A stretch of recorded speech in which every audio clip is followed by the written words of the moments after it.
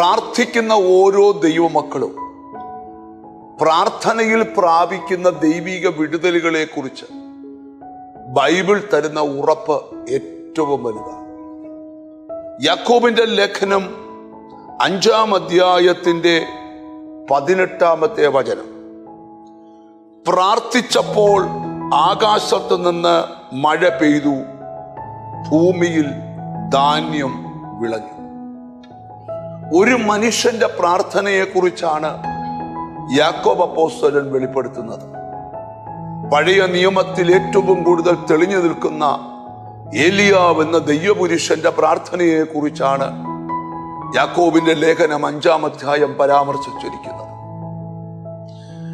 അവിടെ വായിക്കുകയാണ്, ഏലിയാവ് നമുക്ക് സമസ്വഭാവമുള്ള മനുഷ്യൻ.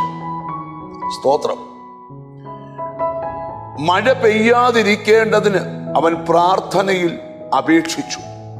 3 സംവത്സരവും 6 മാസവും ദേശത്ത് മഴ പെയ്തില്ല. ഏലിയാവ് എന്ന് പറയുന്ന ഒരു മനുഷ്യൻ ഒരു ദേശത്ത് മഴ പെയ്യാതിരിക്കുവാൻ പ്രാർത്ഥിച്ചു. ചില വർഷങ്ങൾ ഭൂമിയിൽ മഴ പെയ്തില്ല. വീണ്ടും ആ മനുഷ്യൻ പ്രാർത്ഥിക്കുകയാണ് മഴ പെയ്യാനായിട്ട്. ആ സമയത്ത് ഭൂമിയിൽ മഴ പെയ്തു, ധാന്യം വിളഞ്ഞു. ആ 2 വാക്യങ്ങൾ നമ്മൾ പഠിക്കുമ്പോൾ ഒരുവന്റെ പ്രാർത്ഥനയ്ക്ക് ചിലതിനെ തടഞ്ഞു നിർത്തുവാനും ചിലതിനെ അനുഗ്രഹമായ ഒരു മഴ പോലെ പെയ്ച്ചിറക്കാനും കഴിയുമെന്ന് നമുക്ക് ഈ വചനത്തിൽ നിന്ന് പഠിക്കാൻ കഴിയും. നാളുകൾ കൊണ്ട് അടയപ്പെട്ടു പോയ ചില വിഷയത്തിനകത്ത് നീ പ്രാർത്ഥനയ്ക്ക് മുട്ടുമടക്കുന്നു എങ്കിൽ നിന്റെ പ്രാർത്ഥനയുടെ മുമ്പിൽ ഒരു മഴ പെയ്തിറങ്ങുന്നത് പോലെ നിന്റെ ജീവിതത്തിന്റെ നഷ്ടപ്പെട്ട പച്ചിപ്പ് തിരിച്ചു തരത്തക്കവണ്ണം ഭൂമിയിൽ അവൻ മഴ പെയ്യിച്ച് ധാന്യം വിളയിക്കുന്ന ഒരു അന്തരീക്ഷം ഉണ്ടാക്കുന്നത് പോലെ നിന്റെ ജീവിതത്തിന്റെ നഷ്ടപ്പെട്ട പച്ചിപ്പ് തിരിച്ചു തരാൻ പോവാം. നിന്നിൽ നിന്ന് പ്രതീക്ഷിക്കുന്ന ഒന്ന് മാത്രമാ, വിശ്വാസത്തോടു കൂടിയ ഒരു പ്രാർത്ഥന. ഒരു പ്രാർത്ഥനയിൽ വറ്റി വരണ്ടു കിടക്കുന്ന നിന്റെ അനുഭവം, വാടി ഉണങ്ങിപ്പോയ നിന്റെ അനുഭവം, പച്ചിപ്പ് നഷ്ടപ്പെട്ടു പോയ നിന്റെ അനുഭവം മാറി ധാന്യം വിളയുന്ന ഒരനുഭവത്തിലേക്ക് വരാൻ പോവാം. നമുക്കൊന്നിച്ച് കണ്ണുകളെ അടച്ച് പ്രാർത്ഥിക്കാം.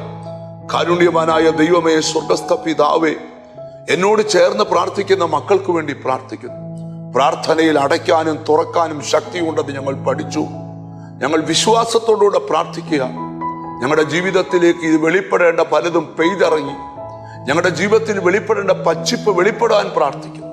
എന്നോട് ചേർന്ന് പ്രാർത്ഥിക്കുന്ന മക്കൾക്ക് നിന്റെ നാമം ചൊല്ലി പിതാവിൻ്റെയും പുത്രന്റെയും പരിശുദ്ധാത്മാവിന്റെ നാമത്തിൽ അനുഗ്രഹിച്ചു പ്രാർത്ഥിക്കുന്നു. അവർ അനുഗ്രഹിക്കപ്പെടട്ടെ, യേശു ക്രിസ്തുവിൻ നാമത്തിൽ തന്നെ. ആമേൻ.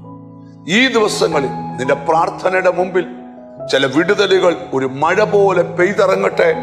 നിന്റെ ജീവിതത്തിൽ നഷ്ടപ്പെട്ട പച്ചിപ്പ് തിരിച്ചു വരട്ടെ. God bless you.